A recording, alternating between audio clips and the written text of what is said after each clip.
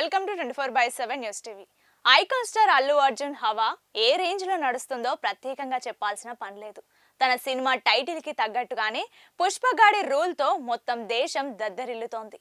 పుష్ప 2 ఈ రోజు థియేటర్స్ లో గ్రాండ్ గా రిలీజ్ అయింది. ఇదంతా పక్కన పెడితే పుష్ప 2 మూవీ ప్రీమియర్ సమయంలో హైదరాబాద్ లోని ఆర్టీసీ క్రాస్ రోడ్స్ దగ్గర తొక్కిసలాట జరిగిన విషయం తెలిసిందే. ఈ తొక్కిసలాటలో అపస్మారక స్థితిలోకి వెళ్లిన ఓ 39 ఏళ్ల మహిళ ఆసుపత్రిలో చికిత్స పొందుతూ ప్రాణాలు కోల్పోగా మరో ఇద్దరికి గాయాలయ్యాయి. తొక్కిసలాటలో స్పృహ తప్పిన ఓ చిన్నారి ప్రస్తుతం సమీప ఆసుపత్రిలో చికిత్స తీసుకుంటున్నాడు. ఈ సంఘటనపై పుష్ప 2 చిత్ర యూనిట్ స్పందించింది. నిన్న రాత్రి జరిగిన విషాద ఘటన మమ్మల్ని ఎంతగానో బాధపెట్టింది. ప్రాణాలు కోల్పోయిన మహిళ కుటుంబ సభ్యులకు ప్రగాఢ సానుభూతి తెలియజేస్తున్నాం. అలాగే చికిత్స పొందుతున్న చిన్నారి ఆరోగ్య పరిస్థితిని పర్యవేక్షిస్తున్నాం.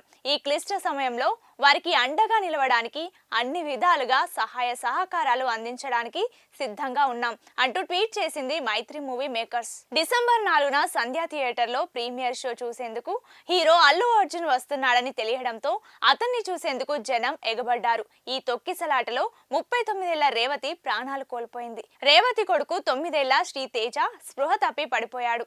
వెంటనే స్పందించిన పోలీస్ సిబ్బంది అతన్ని ఆసుపత్రికి తరలించారు.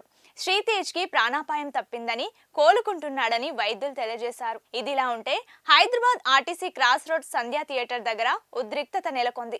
పుష్ప 2 సినిమా ప్రీమియర్ షోకి వచ్చి తొక్కిసలాటలో మృతి చెందిన రేవతి కుటుంబానికి న్యాయం చేయాలని డిమాండ్ చేస్తూ ఎస్ఎఫ్ఐ, డివైఎఫ్ఐ విద్యార్థి సంఘాలు ఆందోళనలకు దిగాయి. బాధిత కుటుంబానికి ₹1 కోటి నష్టపరిహారం చెల్లించాలని డిమాండ్ చేశారు. సంధ్యా థియేటర్ యాజమాన్యంపై క్రిమినల్ కేసు నమోదు చేయాలన్నారు. ప్రీమియర్ షోకి వచ్చి నిర్లక్ష్యంగా వ్యవహరించిన అల్లు అర్జున్ పై కేసులు పెట్టాలని డిమాండ్ చేశారు విద్యార్థి సంఘాల నేతలు.